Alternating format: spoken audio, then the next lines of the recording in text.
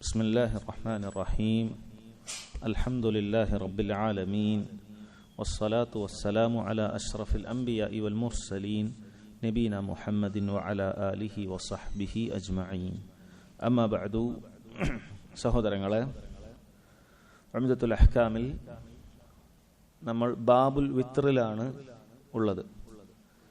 കഴിഞ്ഞ ആഴ്ച നമ്മൾ ആരംഭിച്ചിട്ടുള്ളത് ബാബുൽ വിത്റാണ്.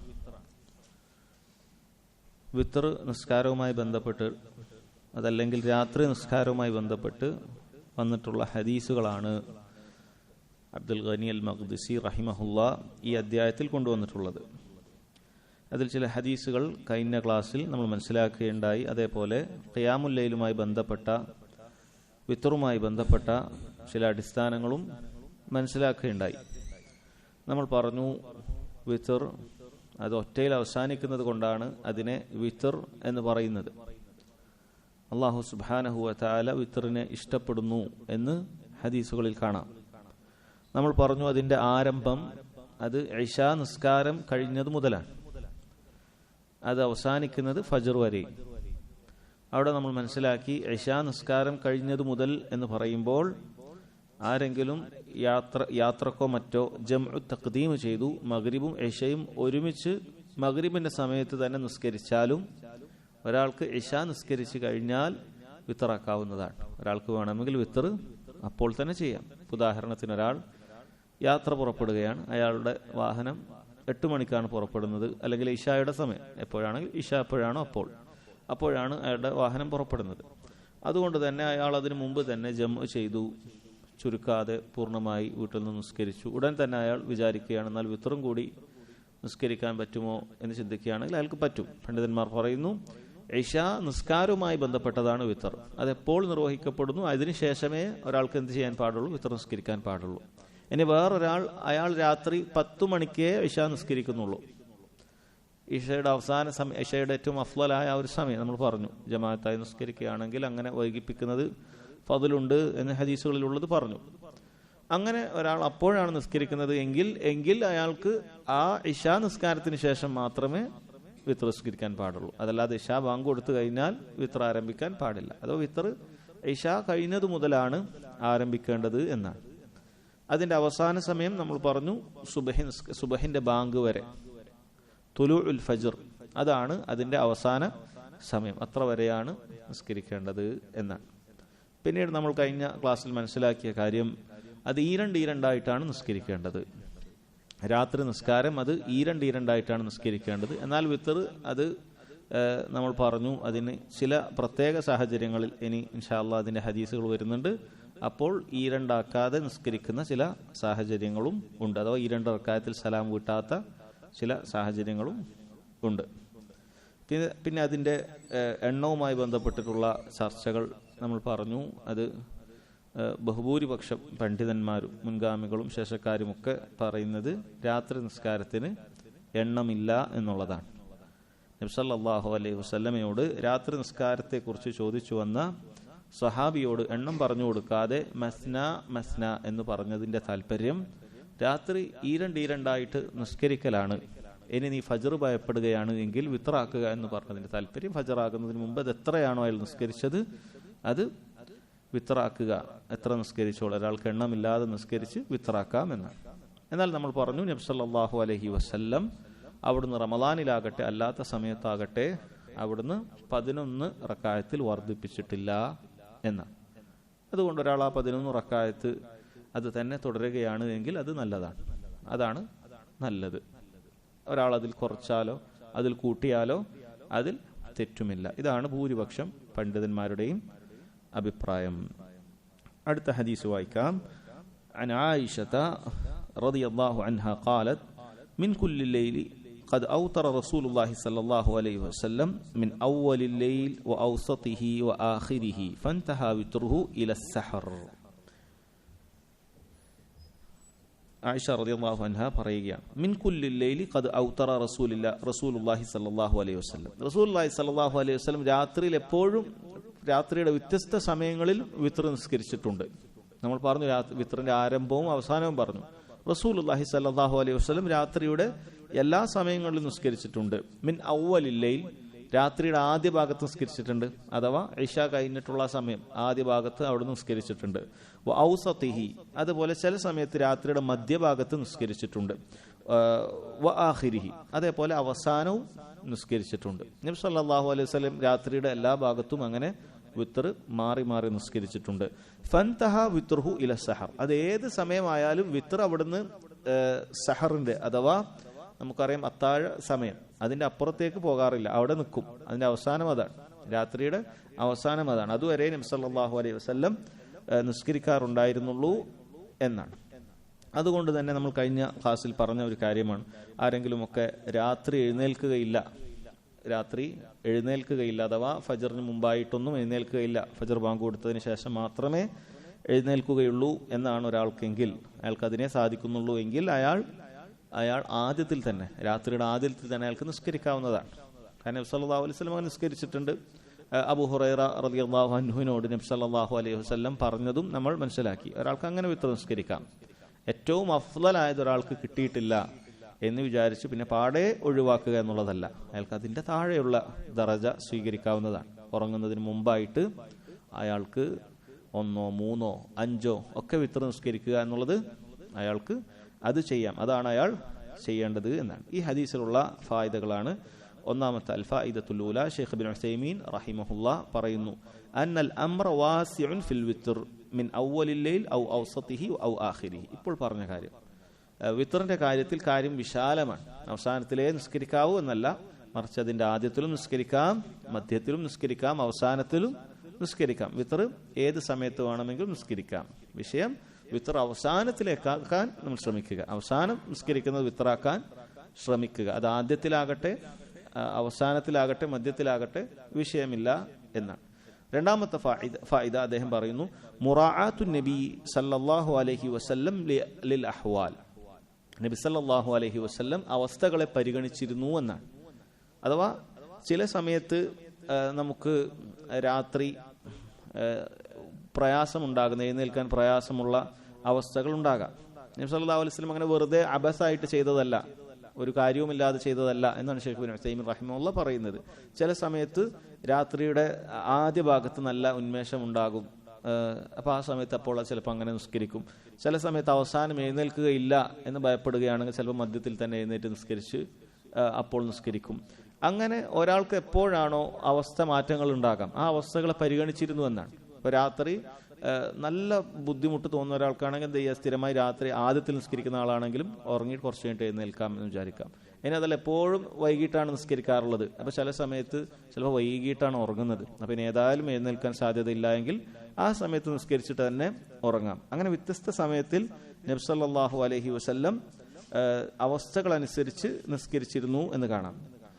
അപ്പോൾ നമുക്ക് ഏറ്റവും റാഹത്തുള്ള സമയം തിരഞ്ഞെടുക്കാനാണ് നമ്മൾ പരമാവധി ശ്രമിക്കേണ്ടത്, ഏറ്റവും നല്ല പൂർണ്ണതയിൽ ഇബാദത്ത് ചെയ്യാൻ സാധിക്കുന്ന രീതിയിൽ. അതേപോലെ തന്നെ ശൈഖ് ഇബ്നു ഉസൈമീൻ റഹിമഹുല്ലാ പറയുന്നു, നബി സല്ലല്ലാഹു അലൈഹി വസല്ലം മാസത്തിലുള്ള 3 നോമ്പും ചിലപ്പോൾ അങ്ങനെയായിരുന്നു. ആയിഷ റളിയല്ലാഹു അൻഹയുടെ ഹദീസിലൊക്കെ കാണാൻ സാധിക്കും. നബി സല്ലല്ലാഹു അലൈഹി വസല്ലം ആ 3 നോമ്പ് അതിന്റെ ആദ്യത്തിലാണോ മധ്യത്തിലാണോ അവസാനത്തിലാണോ എന്നുള്ളത് ചിലപ്പോൾ പരിഗണിക്കാറേയില്ല. എപ്പോഴും 13, 14, 15 ആയിരുന്നില്ല അവിടുന്ന് നോറ്റിരുന്നത്. ചിലപ്പോൾ അത് ആദ്യത്തിൽ തന്നെ 3 നോമ്പ് നോറ്റേക്കും, ചിലപ്പോൾ മധ്യത്തിൽ നോൽക്കും, ചിലപ്പോൾ അവസാനത്തിലുള്ള 10 3 നോമ്പ് നോൽക്കാറുണ്ടായിരുന്നു എന്നാണ്. അത് അവസ്ഥകൾ അനുസരിച്ച് ചിലപ്പോൾ ആ രൂപത്തിൽ അങ്ങനെ മാറ്റം വരുത്താർ ഉണ്ട് എന്നാണ് അദ്ദേഹം പറഞ്ഞിട്ടുള്ളത്. ഇനി ഇങ്ങനെ ഒരാൾ ചോദിക്കുകയാണെങ്കിൽ, ഇബ്നു ഉസൈമീൻ റഹിമഹുല്ലാഹ് ചോദിക്കുന്നു, ഹൽ യജൂസു അൻ യൂസിയ ബിൽ മഫ്ലൂലി ദൂനൽ അഫ്ളൽ. ഒരാൾക്ക് അഫ്ളലായ ഒരു കാര്യമുണ്ട്, അതുണ്ടായിരിക്കെ തന്നെ അഫ്ളലിന്റെ താഴെയുള്ള, അത്ര ശ്രേഷ്ഠത ഇല്ലാത്ത അതിന്റെ താഴെയുള്ള കാര്യത്തിനെ കൽപ്പിക്കാൻ പറ്റുമോ? എന്താണ് അങ്ങനെ ചോദിക്കാൻ കാരണം? കാരണം ഹദീസിലുണ്ടല്ലോ, നേരത്തെ നമ്മൾ വായിച്ചത്, ഔത്തിർ ഖബ്ല അൻ തനാം, നീ ഉറങ്ങുന്നതിന് മുമ്പ് വിത്റാക്കുക എന്ന് പറഞ്ഞിട്ടുണ്ട്. എന്നാൽ ഏറ്റവും അഫ്ളലായ സമയം രാത്രിയുടെ അവസാനത്തിലാണ് എന്നും പറഞ്ഞിട്ടുണ്ട്. അപ്പോൾ അത് ആയിരിക്കെ തന്നെ രാത്രി ഉറങ്ങുന്നതിന് മുമ്പ് തന്നെ നിസ്കരിച്ചോളൂ എന്നങ്ങനെ പറയാൻ പറ്റുമോ? ഒന്ന് അഫ്ളലായ കാര്യമുണ്ട്, അഫ്ളലായ കാര്യം വെച്ചിട്ട് തന്നെ അതിന്റെ താഴെ പദവി വരുന്ന കാര്യത്തിനെ കൽപ്പിക്കാൻ പറ്റുമോ എന്നാണ്. ഇബ്നു ഉസൈമീൻ റഹിമഹുല്ലാ അദ്ദേഹം പറയുന്നത്, ഇത് വലിയ ഖായിദയാണ്, നമുക്ക് മനസ്സിലാക്കാൻ പറ്റുന്ന, നമുക്ക് പലപ്പോഴും അത് ഉപയോഗിക്കാൻ പറ്റുന്ന ഒരു ഖായിദയാണ്. അദ്ദേഹം പറഞ്ഞു, യജൂസു ഇദാ കാനൽ ഉദൂലു ഇലൽ മഫ്ളൂലി അക്മല ലിൽ ഇബാദതി വഅഖറബ ഇലാ തഹ്സീലിഹാ. ഇബാദത്തിന് ഏറ്റവും പൂർണ്ണത കിട്ടാൻ വേണ്ടി നമുക്ക് മാറ്റാം. അതേപോലെ തന്നെ ഇബാദത്ത് നമുക്ക് പൂർണ്ണമായി അത് ചെയ്യാൻ സാധിക്കാൻ എപ്പോഴാണ് ആ അവസ്ഥയിലേക്കും ഉണ്ട് എങ്കിൽ നമുക്ക് അഫ്ളൽ ചെയ്യാതെ മഫ്ളൂലിലേക്ക് പോകാം. അപ്പൊ അതിൽപ്പെട്ടതാണ് ഇവിടെ വിത്ർ നിസ്കാരം അതൊരാൾക്ക് രാത്രിയിൽ എഴുന്നേൽക്കുകയില്ല എന്ന് ഭയപ്പെടുകയാണ്. അപ്പൊ പൂർണ്ണമായി വിത്ർ നിസ്കാരം തന്നെ നഷ്ടപ്പെടാൻ സാധ്യതയാണ്. അപ്പോൾ എന്ത് ചെയ്തു? ആ അഫ്ളലായ സമയം ഒഴിവാക്കി ഫാദിലായ താഴെ പദവിയുള്ള സമയത്ത് ചെയ്യാം. ഒരാൾക്ക് അങ്ങനെ തോന്നുന്നുണ്ടെങ്കിൽ അങ്ങനെ നമ്മൾ പലപ്പോഴും കേട്ടിട്ടുണ്ടാകും. ഇപ്പോൾ സുന്നത്ത് നിസ്കാരം അത് വീട്ടിൽ വെച്ച് നിസ്കരിക്കലാണ് അഫ്ളൽ. ഒരാളിന് വീട്ടിലൊക്കെ പോകുന്നതിന് ജോലി തിരക്കുള്ള ആളാണ്, അല്ലെങ്കിൽ വീട്ടിൽ വെച്ചാൽ മിക്കവാറും മറ്റും കുട്ടികളായിട്ടോ അല്ലെങ്കിൽ അങ്ങനെയൊക്കെ ആയിട്ട് സംസാരിച്ചോ മറ്റോ ഒക്കെ ആയിട്ട് അത് നഷ്ടപ്പെടാൻ സാധ്യത ഉണ്ട് എന്ന് വിചാരിക്കുക. അങ്ങനെയാണെങ്കിൽ മസ്ജിദിൽ വെച്ച് തന്നെ നിസ്കരിക്കുക, അഫ്ളലായത് ഒഴിവാക്കുക. കാരണം ആ ഇത് ഇബാദത്ത് കിട്ടുക എന്നുള്ളൊരു കാര്യം പ്രാധാന്യം അർഹിക്കുന്ന കാര്യമാണ്. രണ്ടാമത്തേത് അത് അക്മലുൽ ഇബാദ, ഇബാദത്തിന്റെ പൂർണ്ണതക്ക് ചില സമയത്ത് എന്ത് ചെയ്യും? അങ്ങനെ അഫ്ളലായ സമയത്തുനിന്നോ അല്ലെങ്കിൽ അഫ്ളലായ രൂപത്തുനിന്നോ മാറ്റും. നേരത്തെ ഒരു ഹദീസ് നമ്മൾ വായിച്ചിട്ടുണ്ടായിരുന്നു. ളുഹറിന് അത് കടുത്ത ചൂടുള്ള സമയത്ത് നബി സല്ലല്ലാഹു അലൈഹി വസല്ലം വഖ്ത് അല്പം പിന്തിപ്പിക്കാൻ പറഞ്ഞു. ഇദശ്തദ്ദൽ ഹർറു ഫഅബ്രിദു ബിസ്സലാ, ചൂട് കഠിനമായാൽ അല്പം തണുത്തിട്ട് നിങ്ങൾ നിസ്കരിക്കുക. അഥവാ അസറിന്റെ തൊട്ട് മുമ്പായിട്ടുള്ള ആ ഒരു തണുത്ത സമയമാകുമ്പോൾ, ചൂടിന്റെ കാഠിന്യം കുറയുമ്പോഴാണ് നല്ല ചൂടുള്ള സമയത്ത് ളുഹർ നിസ്കരിക്കാറുണ്ടായിരുന്നു എന്നുള്ളതാണ്. യഥാർത്ഥത്തിൽ ഏതൊരു നിസ്കാരവും അതിന്റെ ആദ്യത്തെ വക്തിൽ, ളുഹറൊക്കെ പ്രത്യേകിച്ച് ഇശ അല്ലാത്ത മറ്റു നിസ്കാരങ്ങൾ അതിന്റെ ആദ്യ വക്തിൽ നിസ്കരിക്കുക എന്നുള്ളതാണ് അഫ്ളൽ. പക്ഷെ ആ അഫ്ളൽ ഒഴിവാക്കുന്ന എന്തിനാണ്? ആ സമയത്ത് നിസ്കരിക്കുകയാണെങ്കിൽ ചൂടത്ത് വരലും ചൂടത്ത് നിൽക്കലും ചൂടത്ത് സുജൂദ് ചെയ്യലൊക്കെ അവർക്ക് പ്രയാസമുള്ള കാര്യമാണ്. അപ്പൊ ഇബാദത്തിന്റെ പൂർണ്ണത അതിനു വേണ്ടിയിട്ട് അല്പം വൈകിപ്പിച്ചാൽ അഫ്ളലിന്റെ സമയത്ത് മാറ്റി ചെയ്താലും അതാണ് കൂടുതൽ നല്ലത് എന്ന് പറഞ്ഞതായി കാണാൻ സാധിക്കും. മൂന്നാമത്തെ ഫായിദ, അവസാനത്തെ ഫായിദ, അന്നൽ വിത്ര യൻതഹി ബിതുലൂഇൽ ഫജ്ർ, ഫജ്റിന്റെ തുലൂ അഥവാ ഫജ്റിന്റെ പ്രഭാതം വിടരുന്ന സമയത്ത് വിത്റിന്റെ സമയം അവസാനിക്കും. ഫൻതഹ വിത്റുഹു ഇല സഹർ എന്ന് നബി സല്ലല്ലാഹു അലൈഹി വസല്ലമയെ കുറിച്ച് ആയിഷ റളിയല്ലാഹു അൻഹ പറഞ്ഞു തന്നതാണ്. അതുകൊണ്ട് വിത്റിന്റെ സമയം അതുവരെയാണ് എന്നതാണ് മനസ്സിലാക്കാനുള്ളത്. അടുത്ത ഹദീസ് അൻ ആയിഷ, ഇതും ആയിഷ റളിയല്ലാഹു അൻഹ തന്നെയാണ്. നമുക്ക് നമ്മൾ നേരത്തെ മനസ്സിലാക്കിയതുപോലെ തന്നെ നബി സല്ലല്ലാഹു അലൈഹി വസല്ലമയുടെ വീട്ടിൽ വെച്ചിട്ടുള്ള ഇബാദത്തുകൾ അധികവും നമുക്ക് കാണാം അത് അവിടുത്തെ ഭാര്യമാരാണ് പലപ്പോഴും റിവായത്ത് ചെയ്തിട്ടുള്ളത്. രാത്രി നിസ്കാരം അവിടുന്ന് എപ്പോഴും വീട്ടിൽ നിന്നാണ് നിസ്കരിച്ചിരുന്നത്. അതുകൊണ്ടാണ് ആയിഷ റളിയല്ലാഹു അൻഹ അതേപോലെയുള്ള മറ്റ് ഭാര്യമാരൊക്കെയാണ് രാത്രി നിസ്കാരം, ജനാബത്ത് കുളി പോലെയുള്ള നബി സല്ലല്ലാഹു അലൈഹി വസല്ലമയുടെ കാര്യങ്ങൾ പലപ്പോഴും റിവായത്ത് ചെയ്തിട്ടുള്ളത്. കഴിഞ്ഞ ഹദീസും ആയിഷ റളിയല്ലാഹു അൻഹ തന്നെയായിരുന്നു, അതിന് മുമ്പുള്ളതും അതായിരുന്നു, ഇനിയുള്ളതും. ആയിഷ റളിയല്ലാഹു അൻഹ ഖാലത്ത്, അവർ പറയുന്നു, കാന റസൂലുള്ളാഹി സ്വല്ലല്ലാഹു അലൈഹി വസല്ലം യുസല്ലി മിനൽ ലൈലി 13 റക്അ യൂതിറു മിൻ ദാലിക ബിഖംസിൻ ലാ യജ്ലിസു ഫീ ഷൈഇൻ ഇല്ലാ ഫീ ആഖിരിഹാ. പല പണ്ഡിതന്മാർക്കും മുൻഗാമികൾക്കൊക്കെ ഒരുപാട് ഇഷ്കാൽ ഉണ്ടാക്കുകയും അവർ ഈ ഹദീസിനെ ഒരുമിപ്പിക്കാൻ ഒരുപാട് പരിശ്രമിക്കുകയും ചെയ്ത ഒരു ഹദീസാണ്. എന്താണ് ഈ ഹദീസിൽ പറഞ്ഞത്? കാന റസൂലുള്ളാഹി സ്വല്ലല്ലാഹു അലൈഹി വസല്ലം യുസല്ലി മിനൽ ലൈലി 13 റക്അ, നബി സല്ലല്ലാഹു അലൈഹി വസല്ലം രാത്രിയിൽ 13 റക്അത്ത് നിസ്കരിച്ചിരുന്നു എന്നാണ്. യൂതിറു മിൻ ദാലിക ബിഖംസിൻ, 5 റക്അത്ത് ആയിരുന്നു അതിൽ വിത്ർ. ലാ യജ്ലിസു ഫീ ഷൈഇൻ ഇല്ലാ ഫീ ആഖിരിഹ, ആ വിത്റിന്റെ കാര്യമാണ് പിന്നെ പറഞ്ഞത്. ആ വിത്ർ 5 എണ്ണം നിസ്കരിച്ചത് എങ്ങനെയായിരുന്നു? ലാ യജ്ലിസു ഫീ ഷൈഇൻ, അതിലൊറ്റ തശഹദും ഇരിക്കാറില്ല, ഇല്ലാ ഫീ ആഖിരിഹ, 5-ാമത്തതിലല്ലാതെ എന്നാണ് പറഞ്ഞു വെച്ചത്. ശരി, ഇതിന്റെ വിഷയത്തിലേക്ക് വരാം.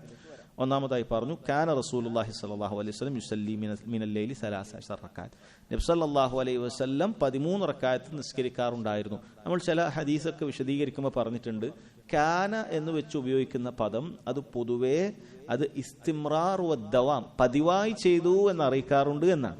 പക്ഷേ അത് ഗാലിബൻ, അധിക സമയത്തും എന്ന് പ്രത്യേകം മനസ്സിലാക്കണം.